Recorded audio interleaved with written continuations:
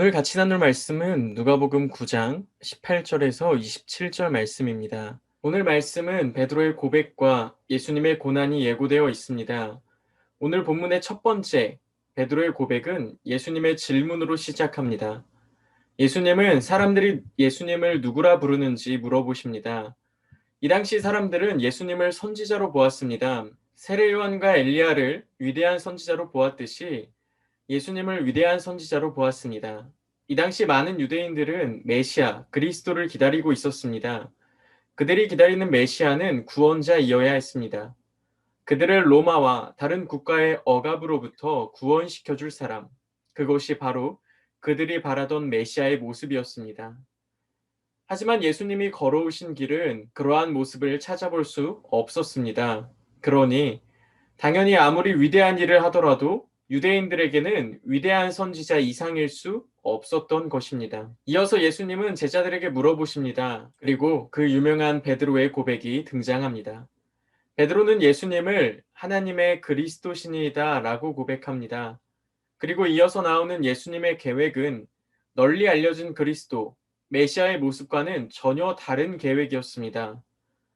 예수님은 많은 고난을 받고 장로들과 대제사장, 서기관들에게 버린 바 되어 죽임을 당해야 한다고 말하고 있습니다. 장로와 대제사장 그리고 서기관은 당시에 높은 위치에 있는 사람이었습니다. 그리고 나름 하나님의 율법을 잘 지키는 사람이라고 알려진 사람들입니다. 그들은 나름 거룩하고 그들은 나름 정의로우며 그들은 많은 사람에게 칭찬을 받습니다. 이러한 사람들에게 많은 고난을 받고 죽임을 당해야 한다는 사실 자체가 당시 널리 알려진 그리스도의 모습과는 전혀 반대되는 모습이었습니다.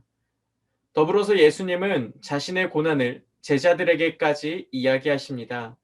누구든지 자기를 부인하고 제 십자가를 지고 나를 따르라고 말씀하십니다. 이 당시에 십자가라고 불리는 것은 입에 담기 어려운 단어입니다.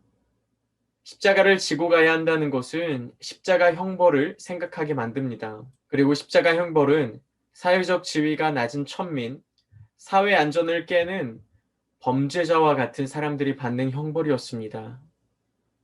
또한 옷이 벗겨지고 조롱을 당해야 하는 형벌이었기 때문에 십자가를 지고 따라오라는 예수님의 말씀은 상당히 받아들이기 어려운 말씀입니다. 하지만 예수님은 이어서 이렇게 말씀하십니다.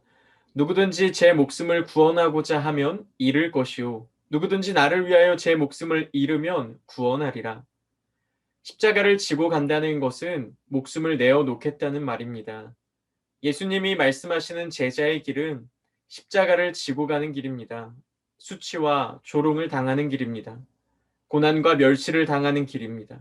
하지만 제자의 길은 예수님과 같이 걸어가는 길이며 예수님과 동행하는 길이며 예수님이 걸어가신 길을 걷는 것입니다. 사람이 고안에는 최고의 수치를 주는 형벌을 예수님은 기꺼이 걸어가셨고 우리에게 또한 걸어오라고 하십니다. 오늘 말씀을 묵상하면서 자기를 부인하고 십자가를 지는 것을 묵상했습니다. 자기 자신을 부인하는 것은 대단히 어려운 일입니다. 특히 옳다고 생각되는 길을 걸어온 사람들에게는 더더욱 말입니다. 대제사장과 바리새인, 서기관은 예수님의 길을 따르기 어려웠을 것입니다. 그들은 나름 율법을 잘 지키고 있던 사람들이기 때문입니다. 우리도 이와 비슷할지도 모르겠습니다. 우리가 매일 말씀을 묵상하며 거룩하게 산다고 생각될 때, 아마 그때가 제일 위험한 때일지도 모릅니다. 오늘 말씀을 묵상하면서 우리의 정의와 우리의 거룩함과 우리의 의로움을 내려놓고 자기 자신을 부인하며 예수님을 따라가며 다시 임하실 하나님의 나라를 기대하고 이미 임하신 하나님의 나라를 누리며 살아가는 저와 여러분이 되기를 소망합니다.